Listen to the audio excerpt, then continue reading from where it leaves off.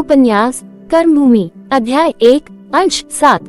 अमरकांत ने आम जलसों में बोलना तो दूर रहा, शरीफ होना भी छोड़ दिया, पर उसकी आत्मा इस बंधन से छटपटाती रहती थी और वह कभी कभी सामयिक पत्र पत्रिकाओं में अपने मनोविकारों को प्रकट करके संतोष लाभ करता था। अब वह कभी कभी दुकान पर भी आ बैठता, विशेषकर छुट्टियों के दिन तो वह अधिकतर दुकान पर रहता था। उसे अनुभव हो रहा था कि मानवीय प्रकृति का बहुत कुछ ज्ञान दुकान पर बैठकर प्राप्त किया जा सकता है। सुखदा और रेणुका दोनों के नेह और प्रेम ने उसे जकड़ लिया था। हृदय की जलन जो पहले घर वालों से और उसके फलस्वरूप समाज से विद्रोह करने में अपने को सार्थक समझती थी, अब शांत हो गई थी। रोता हुआ बालक मिठाई पाकर रोना भूल गया। एक दिन अमरकांत दुकान पर बैठा था कि एक असामी ने आकर पूछा, भैया कहाँ है बाबूजी, बड़ा जरूरी काम था। अमर ने देखा, अधौड़, बलिष्ठ, काला, कठोर आकृति का मनुष्य है, नाम है कालेखा। रुखाई से बोला, वह कहीं गए हुए हैं, क्या काम है? बड़ा जरूरी काम था, कुछ कह नहीं गए, कब तक आएंगे? अमर को शराब की ऐसी दुधा आई कि उसने नाक बंद कर ली और मुंह फेर कर बोला, क्या तुम शराब पीते हो? कालेखा ने हंसकर कहा, शराब किसे मयस्सर होती है लाला, रूखी रोटियां तो मिलती नहीं। आज एक नातेदारी में गया था, उन लोगों ने पिला दी।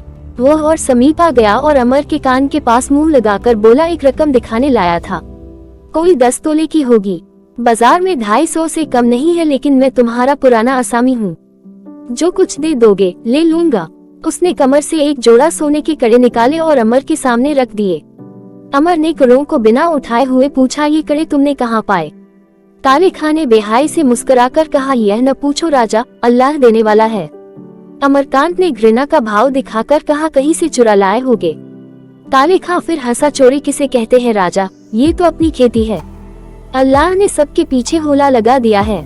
कोई नौकरी करके लाता है, कोई मजदूरी करता है, कोई रोजगार करता है, देता सबको वही खुदा है।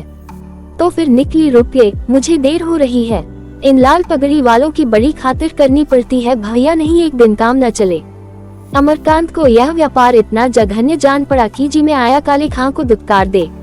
लाला समरकांत ऐसे समाज के शत्रुओं से व्यवहार रखते हैं, ये ख्याल करके उसके रोए खड़े हो गए। उसे उस दुकान से, उस मकान से, उस वातावरण से, यहाँ तक कि स्वयं अपने आप से घृणा होने लगी। बोला, मुझे इस चीज की जरूरत नहीं है, इसे ले जाओ, नहीं मैं पुलिस में इत्तला कर दूंगा, फिर इस दुकान पर ऐसी चीज लेकर न आना, कहे देता हूँ। कालेखा जरा भी विचलित न हुआ, बोला, ये तो तुम बिल्कुल नई बात कहते हो भैया लाला, इस नीति पर चलते तो आज महाजन न होते, हजारों रुपए की चीज तो मैं ही दे गया हूँगा। अंगनू, महाजन, भिखारी, हिंगन, सभी से लाला का व्यवहार है। कोई बीच हाथ लगी और आंख बंद करके यहाँ चले आए, दाम लिया और घर की राह ली। इसी दुकान से बाल बच्चों का पेट चलता है, कांटा निकलकर तौल लो, 10 तोले से कुछ ऊपर ही निकलेगा, मगर यहाँ पुरानी जजमानी है, लाओ 150 ही दो, अब कहाँ दौड़ते फिरे। अमर ने दृढ़ता से कहा, मैंने कह दिया, मुझे इसकी जरूरत नहीं।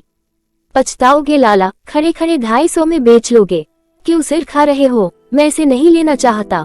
अच्छा लाओ, 100 ही रुपये दे दो, अल्लाह जानता है बहुत बल खाना पड़ रहा है, पर एक बार घाटा ही। तुम व्यर्थ मुझे दिख रहे हो, मैं चोरी का माल नहीं लूंगा, चाहे लाख की चीज धोले में मिले। तुम्हें चोरी सही करते शर्म भी नहीं आती? ईश्वर ने हाथ पांव दिए हैं, खासे मोटे ताजे आदमी हो, मजदूरी क्यों नहीं करते? दूसरों का माल उड़ाकर अपनी दुनिया और आखिरत दोनों खराब कर रहे हो। कालेखा ने ऐसा मुंह बनाया मानो ऐसी वरुवास बहुत सुन चुका है और बोला, तो तुम्हें नहीं लेना है?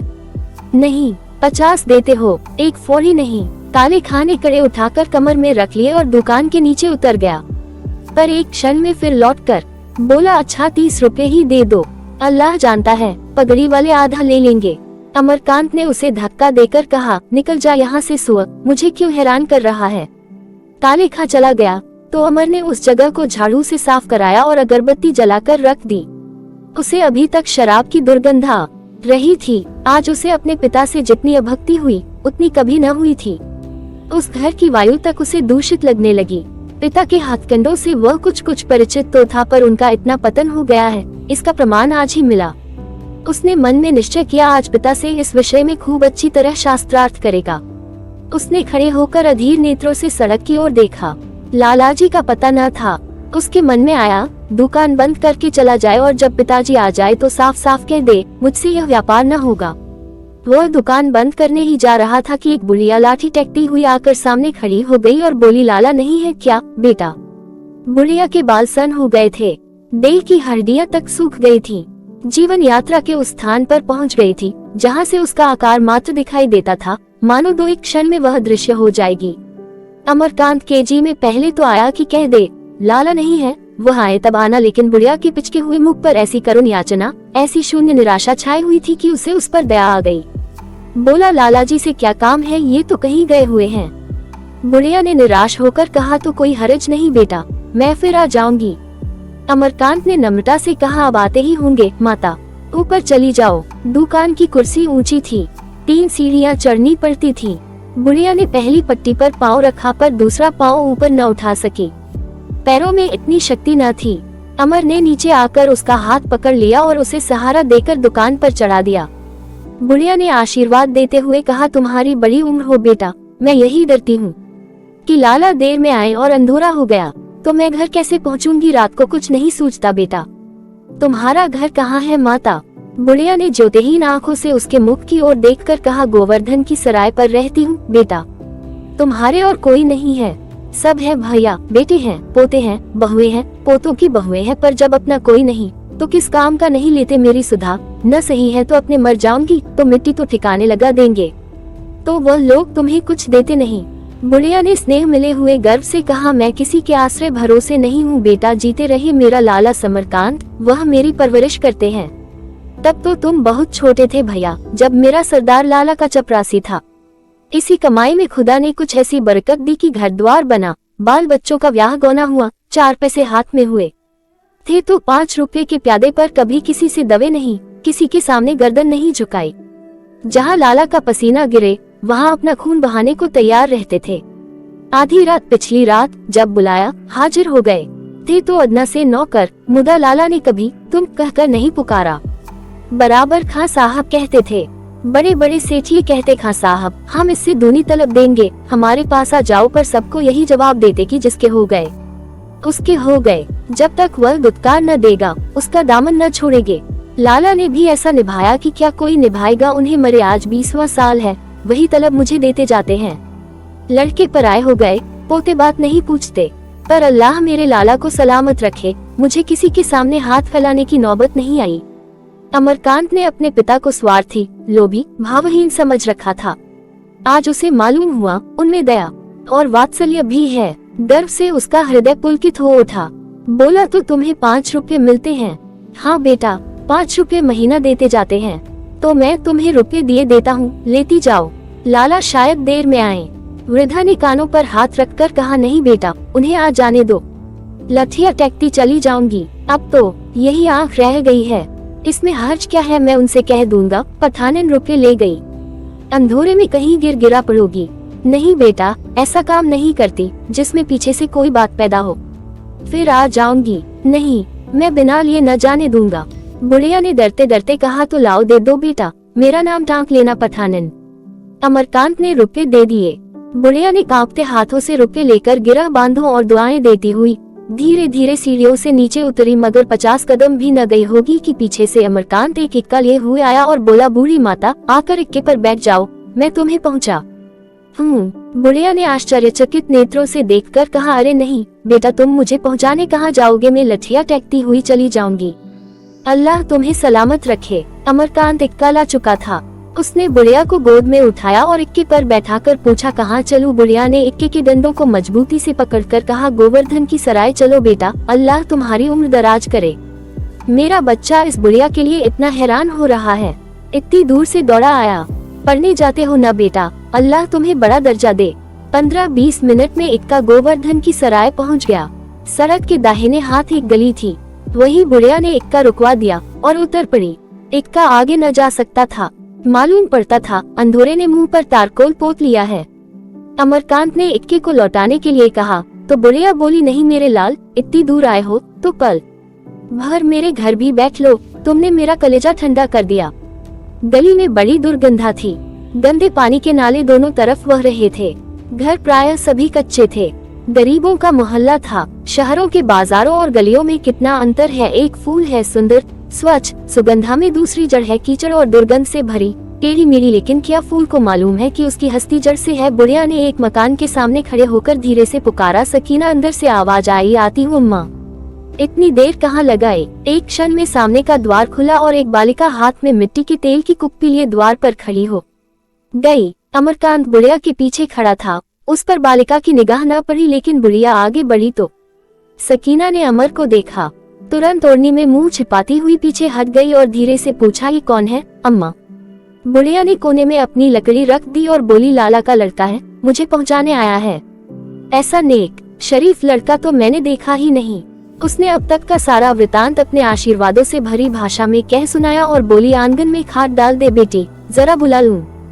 थक गया होगा। सकीना ने एक टूटी सी खाट आंगन में डाल दी और उस पर एक सड़ी सी चादर बिछाती हुई बोली, इस खटोले पर क्या बिठाओगी अम्मा? मुझे तो शर्म आती है।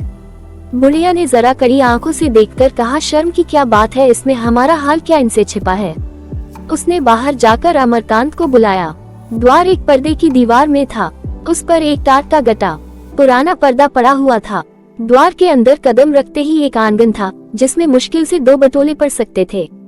सामने खपराल का एक नीचा साइवान था और साइवान के पीछे एक कोठरी थी जो इस वक्त अंधेरी पड़ी हुई थी। साइवान में एक किनारे चूल्हा बना हुआ था और टीन और मिट्टी के 2-4 बर्तन, एक घड़ा और एक मटका रखे हुए थे। चूल्हे में आग जल रही थी और तवा रखा हुआ था।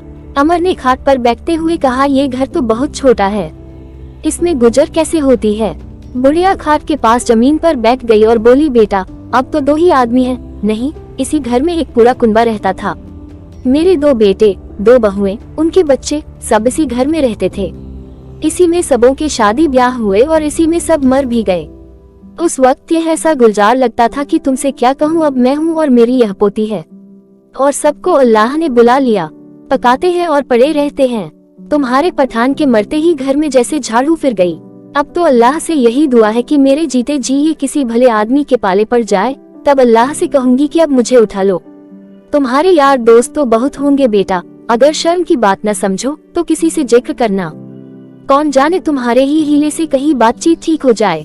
सकीना कुर्ता पाजामा पहने, ओढ़नी से माथा छिपाए साइबान में खड़ी थी। बुढ़िया ने जो ही उसकी शादी की चर्चा छेड़ी, वह चूल्हे के पास जा बैठी और आटे को अंगुलियों से गोदने लगी। वह दिल में झुंझला रही थी कि अम्मा क्यों इनसे मेरा दुखड़ा ले बैठी, किससे कौन बात कहनी चाहिए, कौन बात नहीं, इसका इन्हें जरा भी लिहाज नहीं। जो एरागरा आ गया उसी से शादी का पचड़ा गाने लगी और सब बातें गई, बस एक शादी रह गई। उसे क्या मालूम कि अपनी संतान को विवाहित देखना बुढ़ापे की सबसे बड़ी अभिलाषा है। अमरकांत ने मन में मुसलमान मित्रों का सिंहावलोकन करते हुए कहा, मेरे मुसलमान दोस्त ज्यादा तो नहीं है, लेकिन जो 2 एक हैं उनसे मैं जिक्र करूंगा। वृद्धा ने चिंतित भाव से कहा, वह लोग धानी होंगे?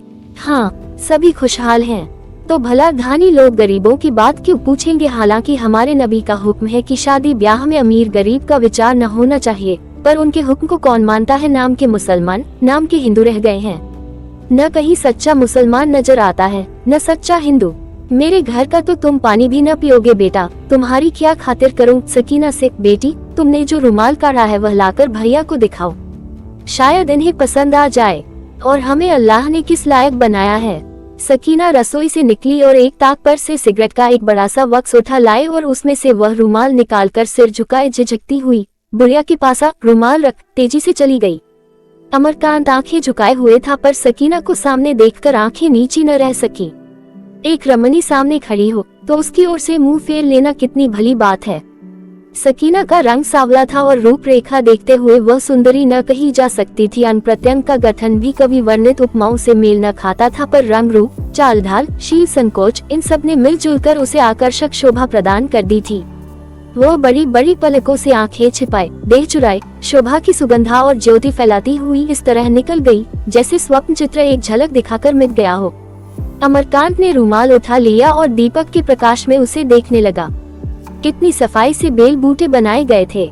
बीच में एक मोर का चित्र था। इस झोपड़े में इतनी सुरुचि।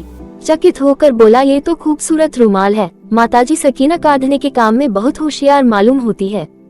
बुढ़िया ने गर्व से कहा, ये सभी काम जानती है भैया, न जाने कैसे सीख लिया। मोहल्ले की 2-4 लड़कियां मदरसे पढ़ने जाती हैं, उन्हीं को काटते देखकर इसने सब कुछ सीख लिया। कोई मर्द घर में होता तो हमें कुछ काम मिल जाए। करता, गरीबों के मोहल्ले में इन कामों की कौन कदर कर सकता है। तुम ये रुमाल लेते जाओ बेटा, एक बेकस की नजर है। अमर ने रुमाल को जेब में रखा तो उसकी आंखें भर आईं। उसका बस होता तो इसी वक्त 100-200 समालों की फरमाइश कर देता। फिर भी यह बात उसके दिल में जम गई। उसने खड़े होकर कहा, मैं इस रुमाल को हमेशा तुम्हारी दुआ समझूंगा। वादा तो नहीं करता, लेकिन मुझे यकीन है कि मैं अपने दोस्तों से आपको कुछ काम दिला सकूंगा। अमरकांत ने पहले पठानन के लिए तुम का प्रयोग किया था। चलते समय तक वह तुम आप में बदल गया था। सुरुचि, सुविचार, सद्भाव, उसे यहाँ सब कुछ मिला। हाँ, उस पर विपन्नता का आवरण पड़ा हुआ था। शायद सकीना ने ये आप और तुम का विवेक उत्पन्न कर दिया था। अमर उठ खड़ा हुआ। बुढ़िया आंचल फैलाकर उसे दुआएं देती रही।